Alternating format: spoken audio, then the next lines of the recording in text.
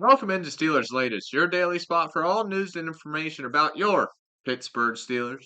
Remember to like and subscribe to the channel if you enjoy the content to stay up to date with everything Steelers. But let's get rolling as it's our first Victory Monday of the 2025 seasons as Steelers fans, as the Steelers beat the Jags 31-25 in the preseason opener.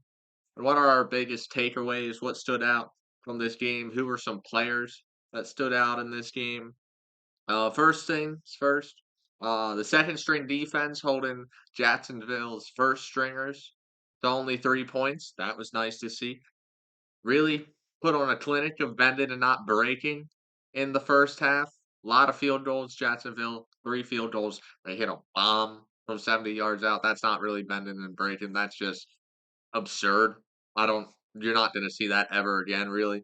You're not gonna see a lot of 70-yard field goals in your time watching the NFL, as that was the first one ever. But the second thing, Darnell Washington, that red zone touchdown, that 19-yard touchdown route, that's how we should be using him in the red zone. I don't know why we don't do this in the regular season, but Darnell telling it off during that touchdown play, he's gonna be bigger than everyone guarding him out there down the seam. Just throw it a little elevated. No one else is going to be able to get to the ball but Darnell Washington, like he did against Jacksonville here last Saturday. That's really what I've been talking about since I've been saying we need to use Darnell more in the red zone.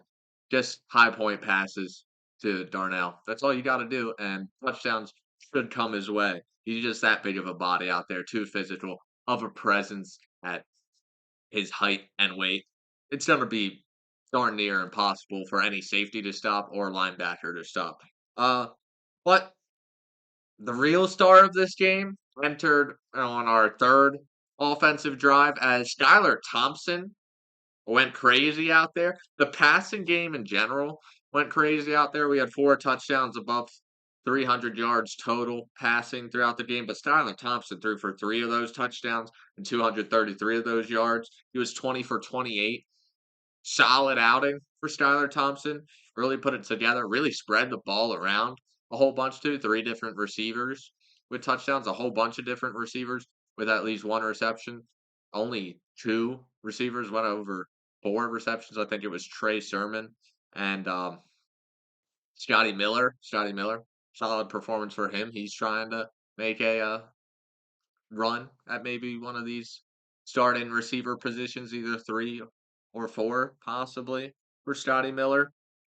But as the pass game shined, the run game really struggled. Only averaged 2.6 yards per carry in the first game.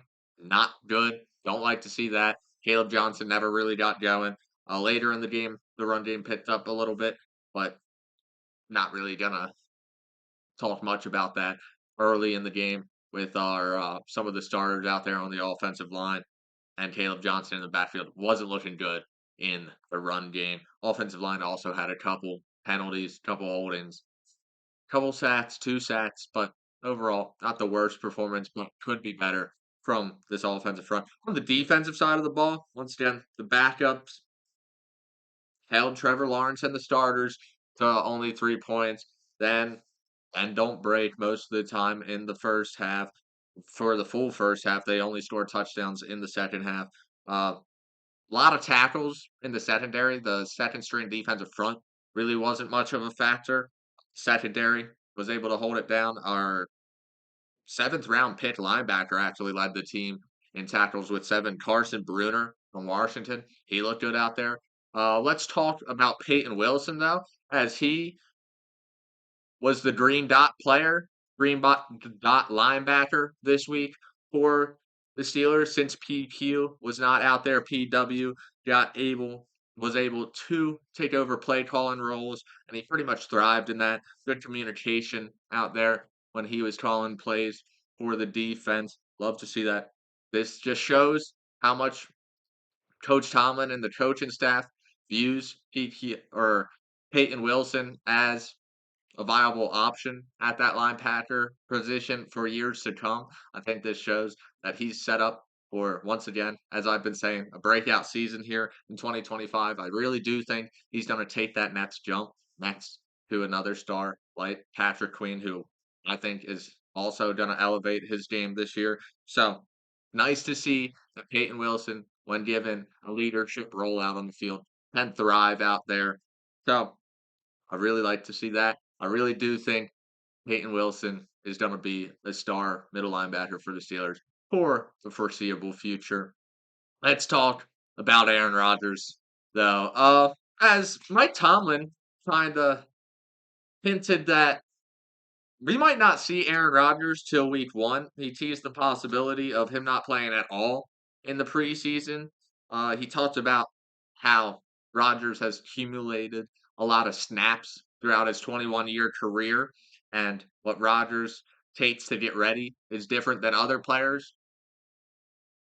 But I'm not the biggest fan of not getting Rodgers any reps with this new offense he's never worked with before because I think we need this offense rolling as fast as possible. We don't want to get off to a slow start. The back half of this schedule is brutal, so we can't start slow. And it's really going to depend on this offense. Just getting him one series out there with the starters in game 1 or 2, like, could help shake off the rust just enough to where we don't have such a slow start where we against the Jets week 1. Hopefully, he can come out there firing. But if he's not getting any reps with the team in live game scenarios, we're not really gonna know if Rodgers still has it, if he can, get things moving with his offense quickly. Uh, Once again, I'm all for protecting our what should be fragile quarterback in the backfield, but I just need to see him out there with the starters because we're not gonna know as fans what we got till we see what we got on the field, and it seems like they're gonna hide it from us for as long as possible. But I just think we need him out there to shake off some of the rust and just get once again the connections forming with his receivers, DK Metcalf, Calvin Austin, Roman Wilson, Scotty Miller, all of them. He needs to get the connections forming so going into the regular season, we don't have to build those bonds. But let's wrap up today's show with some Monday morning comments. Starting off with Aaron Wilson, 5978, talking about the Terry McLaurin trade we talked about last week. He said, I would do that trade in a heartbeat. Yeah, we're gonna have to pay, but in order to have an offense, we have to. I agree. Terry McLaurin, if we only had to give up a couple late round draft picks, maybe a third, and then Calvin Austin or Roman Wilson, I think it's really worth it, even if it is a 1 year stopgap, just because he is such a talented wide receiver. But on the other hand, you got D Solo One who said there's no point in trading for him. He wants to be an undisputed number 1, and DK is our guy. Hard pass, get some real offensive line. When I see that comment, I'm like, yeah, true. DK is the dude we're rolling with, but I'm sure you could talk Terry McLaurin if it looks like it can be a winning scenario. Winning always makes it easier than being a number 1 receiver. I know wide receivers, drama queens, they love being the attention seekers they are and love being the number 1 guy in the locker room. But sometimes when you're winning, they put that to the side and can put their egos behind the team for once. So hopefully, with a player like Terry McLaurin, he's never really had too much of an ego before. I think he would be able to fit in with another number 1 wide receiver like DK Metcalf, even though he said he wants to be the undisputed number 1. I think he'd fit in whatever role he wants. He just wants to get paid. That's really what it comes down to. If you were willing to pay him the 30 million plus he wants, like we did to DK Metcalf, the options are there because we're not paying a quarterback right now, and we're probably going to get a rookie quarterback on a rookie deal. So we won't be paying a quarterback for 4 or 5 years. So you have the chance to secure your wide receiver core for the next 3 to 4 years if you were to make this move. That's all I'm saying when it comes to Terry McLaurin. Uh, Final comment though from at Jay Bryan. He said, finally, good news from the offense, but it really hasn't been bad news. Do we really want the defense rolling over out there? In any case, what really goes on isn't available for public consumption. There's always cloak and dagger behind the scenes, hiding the ballin' machinations, so rest easy.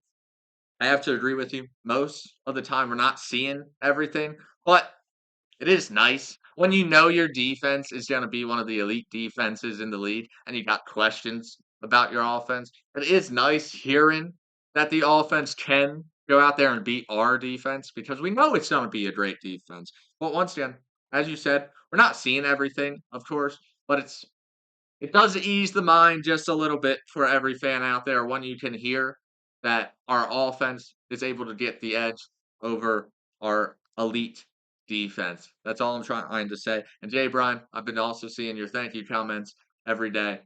You're welcome, brother. But that has been it from Steelers Latest. I've been your host, Cole Denis, and I will see you tomorrow.